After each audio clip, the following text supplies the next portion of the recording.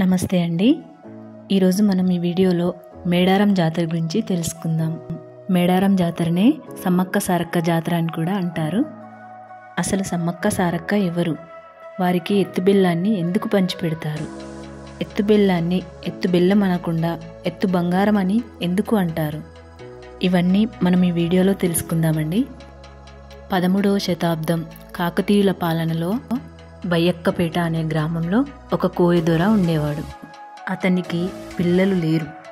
దాంతో ఆయన అతని భార్య అమ్మవారికి పూజలు చేస్తూ ఉండేవారు. ఒకరోజు ఆ కోయదొర అతని భార్యతో కలిసి అడవిలో వెళ్తున్నప్పుడు ఒక పుట్ట పక్కన ఒక చిన్న పాప నవ్వుతూ కేరింతలు కొడుతూ చుట్టూ సింహాలు పుల్లతో కనబడింది. ఆ దంపతులిద్దరూ సంతోషంతో ఆ పాపని తీసుకొని మాఘ పౌర్ణమి రోజున తన ఇంటికి తీసుకువచ్చి సమ్మక్క అని నామకరణం చేశారు. ఆ పాప పెరిగి పెద్దవుతున్న కొద్దీ ఆ గూడెం వాసులకి ఎలాంటి రోగాలు వచ్చినా కానీ చెట్ల పసరితో మూలికలతో నయం చేస్తూ ఉండేది. సమ్మక్క ఆ గూడెంలోకి వచ్చినప్పటి నుండి గూడెం ప్రశాంతంగా సుఖ సంతోషాలతో ఉండేది. గూడ ప్రజలందరూ సమ్మక్కని తమ ఆడపడుచుగా భావించేవారు. ఆమె హస్తవాసితో ఎలాంటి మొండి రోగాలైనా ఇట్టే నయమవుతుండేవి. అందుకే గూడ ప్రజలు సమ్మక్కని అమ్మవారి స్వరూపంగా భావించేవారు. కొంతకాలం తర్వాత సమ్మక్కని పగిడిద్దరాజుకిచ్చి వివాహం చేశారు. ఈ పగిడిద్దరాజు కాకతీయ రాజు అయినటువంటి ప్రతాపరుద్రుడికి సామంతరాజు. తర్వాత సమ్మక్క ఆ గూడెంలో ఉండనని దేవరకొండ అనే ప్రాంతం గట్టుపైకి వెళ్ళింది. కొంతకాలం తర్వాత సమ్మక్కకు పగిడిద్దరాజుకి సారలమ్మ, జంపన్న అనే కూతురు కొడుకు జన్మించారు. చాలా సినిమాలు చూసి మనం సమ్మక్క సారలమ్మ అక్క చెల్లెళ్ళు అనుకున్నాం. కానీ సమ్మక్క సారలమ్మ తల్లి కూతుర్లు. కొంతకాలం తర్వాత సారలమ్మని గోవిందరాజులు అనే వ్యక్తికిచ్చి వివాహం చేశారు. ఒకసారి ప్రకృతి వైపరీత్యం వల్ల కరువు కాటకాలు ఏర్పడి తినడానికి తిండి లేక ప్రజలు ఇబ్బంది పడుతూ కప్పం కట్టలేకపోయారు. దాంతో ప్రతాపరుద్రుడు సైన్యంతో సహా మేడారంపై దండయాత్ర చేశాడు. కన్నెపల్లి అనే ప్రాంతం నుండి దండయాత్ర ప్రారంభించాడు. కన్నెపల్లి సారలమ్మ గోవిందరాజుల గ్రామం. ముందుగా సైన్యం అక్కడి నుండి లోపలికి చొరబడుతున్నప్పుడు సారలమ్మ, గోవిందరాజులు సైన్యాన్ని అడ్డుకోవడానికి ప్రయత్నించి అక్కడే ప్రాణాలు కోల్పోయారు. దాని తర్వాత సంపెంగవాగు వస్తుంది. ఆ సంపెంగవాగు వద్ద జంపన్న సైన్యాన్ని అడ్డుకోవడానికి వీరోచితంగా పోరాడాడు. కానీ జంపన్నను కూడా పొడిచి చంపేశారు. జంపన్న రక్తం సంపెంగవాగులో కలవడంతో సంపెంగవాగులో ఉన్న నీరంతా ఎర్రగా మారిందని, అందుకే అప్పటి నుండి సంపెంగవాగును జంపన్నవాగు అని అంటారు. ఇప్పటికీ కూడా ఆదివాసులు జంపన్నవాగులో నీరు ఎర్రగా కనిపిస్తుందని భావిస్తారు.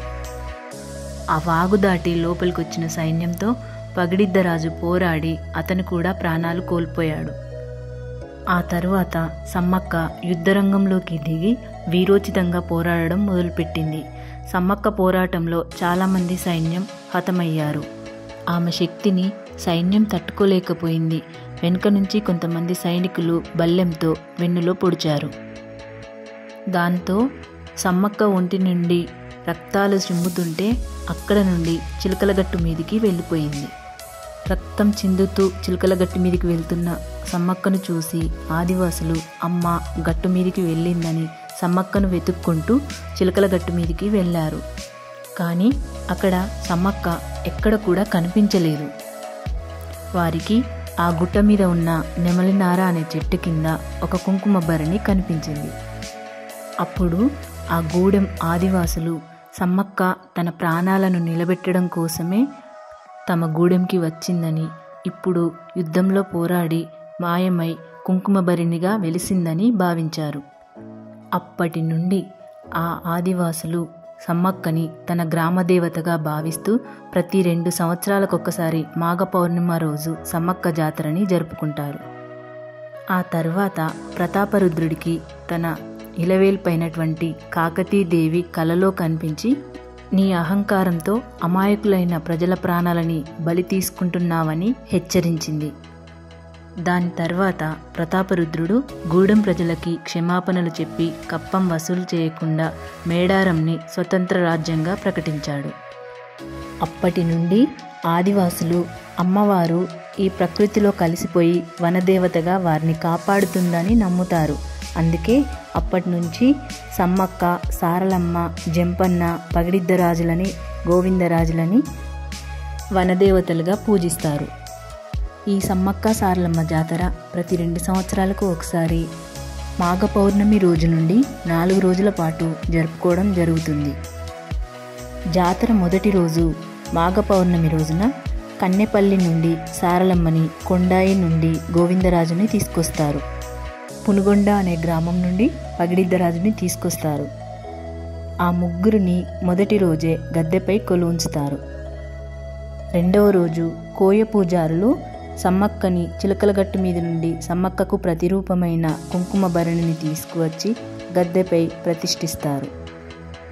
ఇక మూడవ రోజు సమ్మక్క సారలమ్మకు మొక్కుబడులు తీర్చుకుంటారు. సమ్మక్క సారలమ్మలు స్వయంగా తమ ఆడబిడ్డలని భావించి అమ్మవార్లకు చీరె, సారె, ఓడిబియ్యం, పసుపు, కుంకుమ, ఎత్తుబెల్లం సమర్పించుకుంటారు. ఇక 4వ రోజు అమ్మవార్లని తమ యథస్థానానికి తీసుకెళ్లి ఉంచుతారు. దీనితో సమ్మక్క సారలమ్మ జాతర పూర్తవుతుంది. ఈ విషయాలన్నీ చరిత్రకారులు సేకరించినటువంటి కొన్ని గ్రంథాల నుండి సేకరించడం జరిగింది.